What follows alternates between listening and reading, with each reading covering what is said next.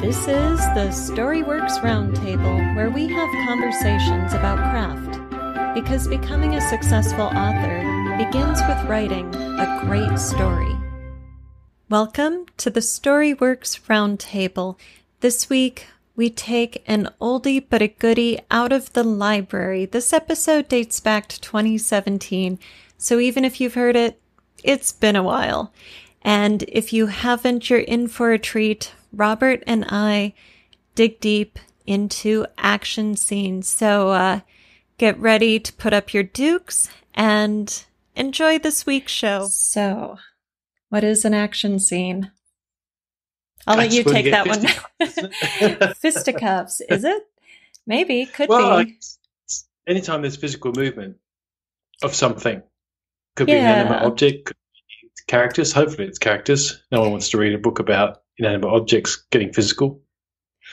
Right. Maybe. Depends. Beauty and the Beast has a lot of, Disney's version has a lot of inanimate objects that are animated, right? So right. Yeah. But they give depends them on the object. Well, that's true. Yes, they are anthropomorphized and even people. All right. So, well, are we going to define action scenes in the sense of an action movie? Like you've got to have a high-speed chase or a fight or something, or can it be broader than that? It's probably a good place to start, actually. Otherwise, we get lost in the broadness of it. And because I think you can zero in on that, because they're the things probably that a lot of writers maybe find tough to write. Yeah. So you have them seem realistic, and yet the movies are able to carry that off because they've got stuntmen and multiple camera angles, and you don't have that luxury in writing. That's what you do, but it takes some expertise. So why don't we start with that? Yeah, no, you do not have all of that, do you? The film crew and the light crew and the sound effects guys and the FX guys. No, you just have your narrator and your characters. So that is a good place to start. Okay, so step one with an action scene. Choreograph it, figure out your goal, who's doing what to whom and in what setting and with what kind of props. Is that where you start when you write an action scene? I think also that's a very good question. I suspect that I probably know where I want to go with it because I made so many mistakes with scene planning in my early days writing that I now know that it's got to move it forward some way. So it's not a fight just for the sake of a fight. It's or we assume we're starting with fights or fight type combative scenes. Then I sort of know where that needs to end. Is it going to end with someone being badly injured, or is it going to end with someone being victorious who needs to be, or someone losing who needed to be victorious? So I suppose in that sense, then you can start chunking it down into what are the various, stage markers you've got to get through to each point. I suppose in a way, thinking a little bit like a movie director, where you're sort of thinking, okay, what parts of this action sequence do I really need to show that are meaningful? Just as you would in plotting out scenes. Right. Okay, so could we say that the starting point is identifying the purpose of the scene within the larger story? Because you're talking about knowing where it's going to end up and how it's advancing the story. So that's really knowing the purpose of it, so it isn't just a crash for the sake of a crash.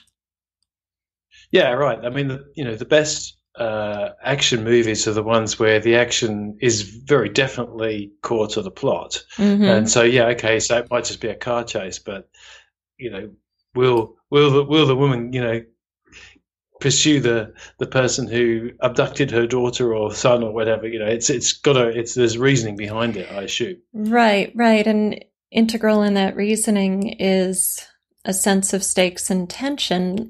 Like you just said, will the woman get to her daughter or whatever?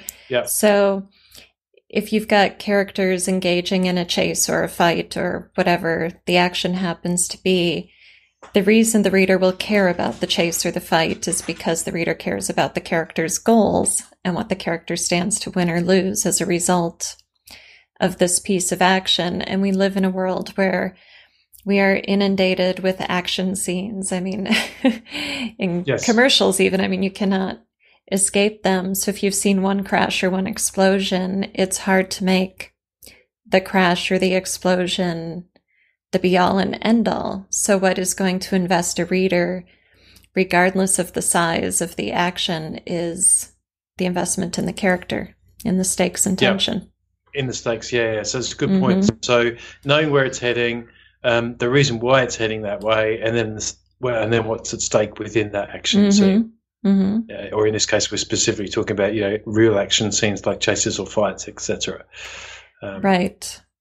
And then once you've got all of that worked out, and you're going to write, say it's the fisticuffs yes. that we mentioned at the opening, then you've got to get your choreography down, because you need clarity. Key to a reader enjoying reading an action scene is being able to visualize it in the mind's eye, being able to track it, and for it to make sense. Because if your reader goes, wait, he threw that punch with his left hand, but wasn't that the one that was... And the reader's pulled out of the story, and you lose that engagement that you're working so hard to maintain.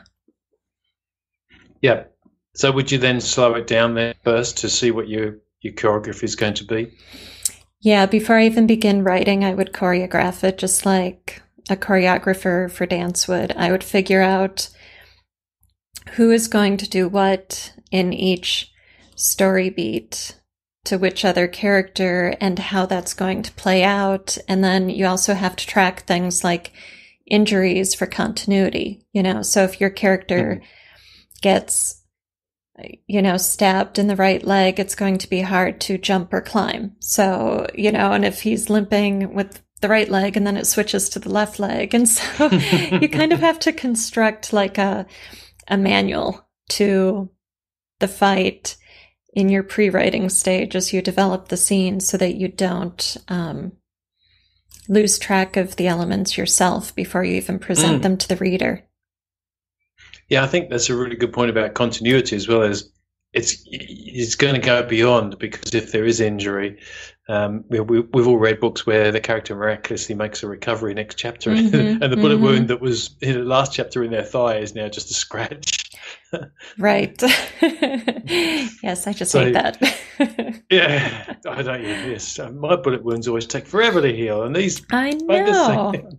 How did they get so lucky? Yes. But it's interesting where we're thinking about slowing it down, and I think this is where writing is very different to movie production, but not script writing, which is the whole thing where you've got to decide which of those fight action beats are key to delivering a sense of pace to the reader. And yet they've got to be written slow enough that the reader can digest them, but still get a sense that it's a fast action setting. In this particular case, we're talking about fast action. Obviously, there is slow action. Right. Well, and there's a rule of thumb that the faster the action, the slower it is on the page, because you need that clarity, and because you need to present so many different elements to the reader almost simultaneously. It isn't, because reading is linear, but, just like on a movie screen, you can have two guys fighting in the foreground and, dogs chasing someone across the midground and an explosion in the background. And all of that is taken in the visual field simultaneously. So in writing, in order to create the experience of simultaneity, you have to really slow down the action and break it into different elements, decide which ones are key and in which moment, and then craft all of that. So what could be 3 seconds on a screen could be, 2 pages in a novel. Yeah, exactly. And yet you still want to have the reader to read those 2 pages and feel like it was, passed that quickly. Yeah. So I think it's really quite tricky, much more tricky than you think. And it's not until you start attempting it, you think, oh man, this is hard. Right. It is tricky. It's extremely tricky. And that experience of the reader feeling like it happened very fast comes down to that engagement and the stakes and tension. So you want the reader's tension to be high throughout the action scene in order to create that fast pace, that moment of exhilaration, even though that moment lasts 2 or 3 pages or a full chapter, depending on the story and what's happening. And you also need to create a rhythm to it. You don't want to just like spike somebody's adrenaline and then shake them up there. So in everything, there are these moments of taking a breath, these breathers, whether, like they're in the clench and then the protagonist escapes the villain's hands and rolls away, and you get that second to grab a weapon off the floor and scope the room for other people running into the scene and sort of regroup and reapproach the villain. So all of those moments give us that sense of ebb and flow, rise and fall through the action without dropping the overall tension, but while giving us that room to breathe, and also to take in more than what's immediately available to the protagonist.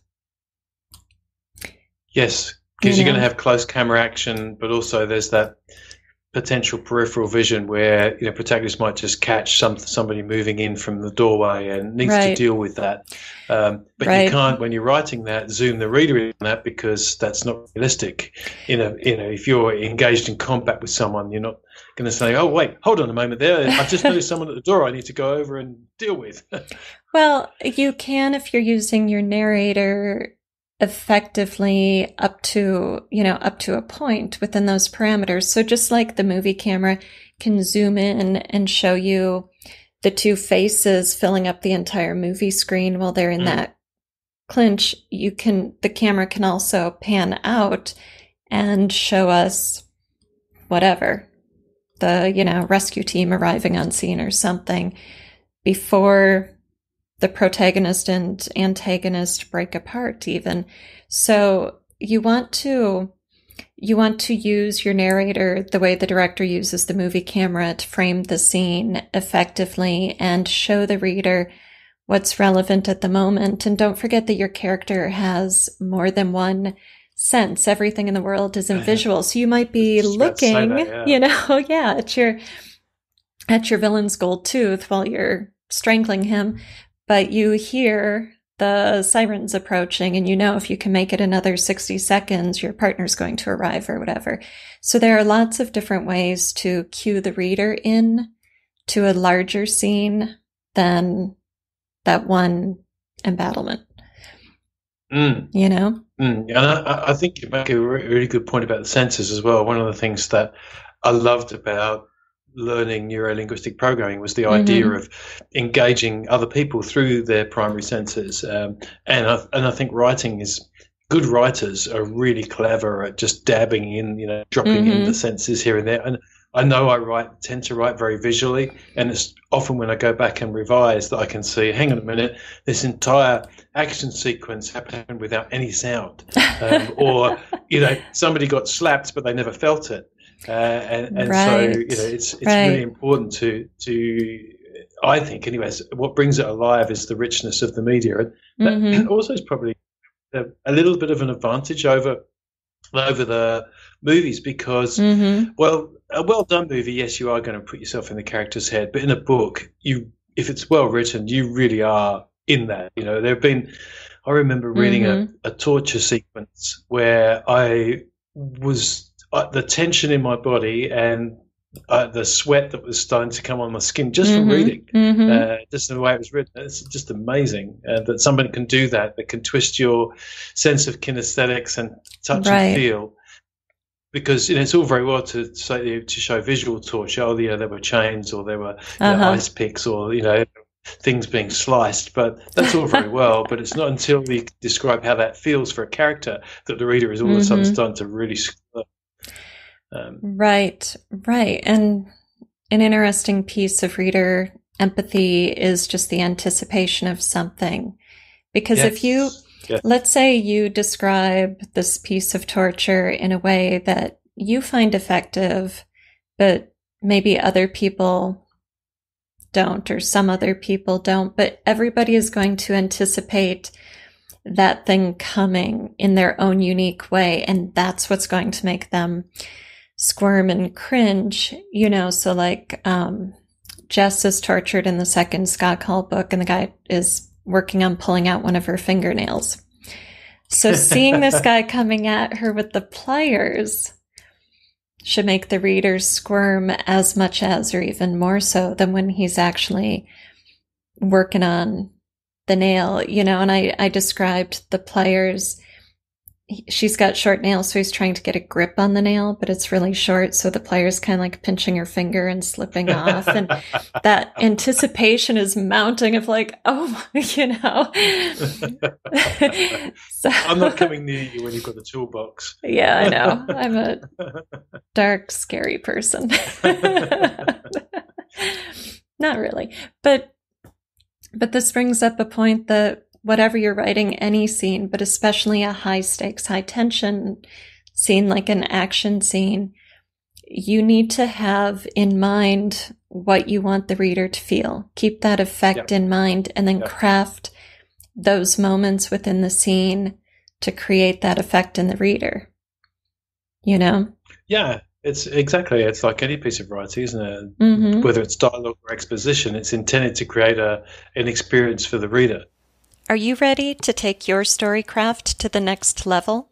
StoryWorks Fiction Online School has courses available right now, from micro courses on character traits to master level workshops on plot and building characters. There are also live workshops with your instructor in the classroom with you every week, guiding your progress and workshopping your manuscripts along the way. All students enrolled in StoryWorks Fiction, whether active in a class or not, can take advantage of the monthly free live Q&A calls with Alida. Check out StoryWorksFiction.com today and take your storycraft to the next level. And so if this experience is just a visual flashing of fists and things, well, if that's what you intended and it only needed to be a quick barroom brawl, then perhaps that's fine. But if what you wanted was an in-your-face sense of, sweaty, close-fisted, head-butting, bone-cracking action, then that takes a lot more thinking through, I think. And I would also say back again that revision is your real friend here, because sometimes in the first draft, your mind is going a million miles an hour with the movie sequence of this fight. And then when I come back and reread it a month later after the draft is written, I think, what on earth was I thinking? Right. What was a whirl of swords and lasers and whatever. Suddenly it just looks like about a paragraph of somebody hitting someone else and an arm dropping off. And no, that's not what I wanted. Yes. Yeah. And it's always important, but especially in these action scenes, to remember that the reader's not in your head. The reader doesn't see the movie in your mind. The reader only has your words. So that clarity piece is so critical. And, one thing I find a lot of is he punched with his right hand. He stepped with his left foot. He dodged that blow from the guys, and those left and right, that specificity becomes tedious, and it reduces the fluidity of the scene and the pacing of the scene. So you need to know when you need that kind of specificity for clarity, but then also pull back from it sometimes and let the reader trust the reader's imagination to get it. So it's a fine balance between like too much and not enough. Yeah. Well, I think it comes back to what you were saying about the choreography. It's a dance. So write the dance out in full as much as you can anyway, trying to get out what's happening possibly quite quickly in your mind's eye. And then when you come back to it, start taking things out until it doesn't make sense, put the last one back in again, so that there's just enough in there to convey the sense of pace that you want from the scene, but not so much that it over describes it, because that's not realistic either. I mean, a lot of the things that we might write 2 pages for might be 8 seconds worth of action. So it's a lot of words to describe something. If you overdo it, it's easy to overdo it, isn't it? Over-explain a fight sequence. Yeah. And then you really do get lost. Definitely. And also we can get our heads stuck in the physicality of the fight scene, almost to the point of forgetting that there's an emotional aspect of the fight scene as well. So you've got to deal with your point of view character on so many levels. You've got the physical contact with whatever the antagonist or obstacle is, and then you've also got senses like pain, the physical, like that guy just punched me in the face, or I got stabbed in the gut, or whatever, all of that physical stuff. But then you've got the adrenaline spiking and the emotion. So there are so many different physical levels that you can tap into, and you don't want to try and have everything omnipresent, but find the moment where it's going to be most effective and the most impactful to bring in a sense of fear or a sense of, unusual calm. Like, where did that come from? Suddenly I just clicked and I knew when to make this move or when to whatever. So play with the different aspects of what's going through your character's mind, body, nervous system, glands, hormones, like all of it, sweat, gritting teeth. There's so many different things we can draw on to convey to the reader the stress and the physicality or exhilaration, or, it doesn't have to be a fight scene. It doesn't have to be bad. It could be an athletic scene. It could be a race or something really exhilarating. Yes, we've very much zeroed in on the fight scenes because it's probably the easiest way to maybe take apart the mechanism of this sort of thing, because it applies to everything, even a dance of starships, firing laser cannon. It's going to happen at a potentially different pace, and there are different things to describe. But you still have to think the same way. It's not just going to be pew pew and it's over. I should hope not. That'd be like the 8-year-old's story for Star Wars. For second grade or something. Yes. Pew pew, the bad guy ship blew up. The end. Yeah, that's it. Done. Done. Definitely. Wow. So what about wider action scenes then? Maybe we've got several moving parts. How do you approach those? So say for example, we do have there might be 3 different groups trapped in a building. We know there's a bomb going to go off somewhere. We know that the fire department are on their way, but they've been misled, going to the wrong building. That's also action. It's a very broad-based action thing.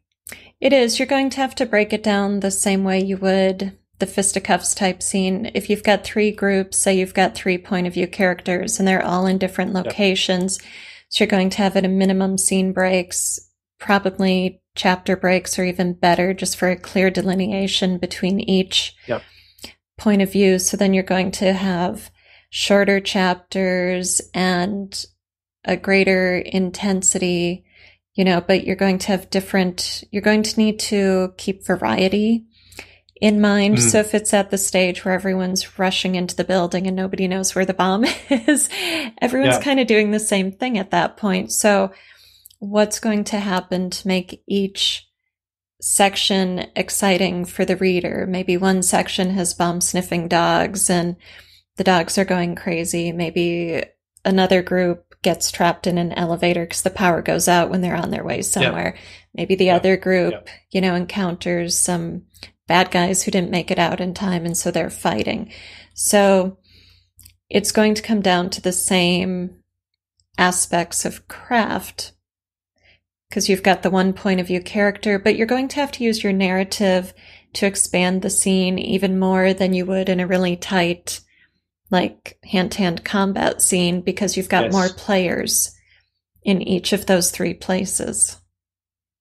And all those moving parts have to end up somewhere for some reason as well. So you've got to kind of work backwards. Well, who do I want to end up where? And who has survived, who has unfortunately didn't make it, who's injured, and why has it ended up that way? How is that driving the story forward? So you're not just writing an action scene for the sake of being exciting, which is fine. It's fine to want to do it in the first place for that. But the real skill is then weaving it into, this has now been a turning point for a character, or it's been a major plot, a plot turn as well, or a twist even. Yeah.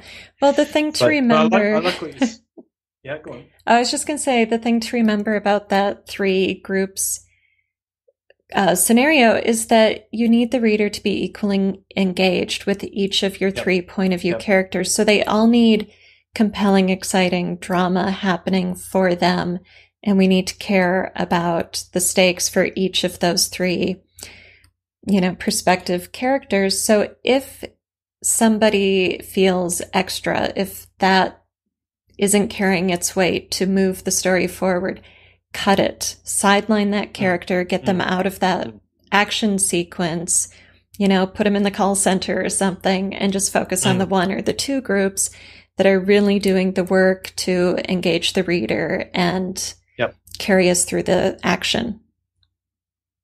And I think also you reminded me of something there with having this example of, say, three moving parts like that. One of those rules of fiction that I really like is unfortunately, I think a lot of writers do break.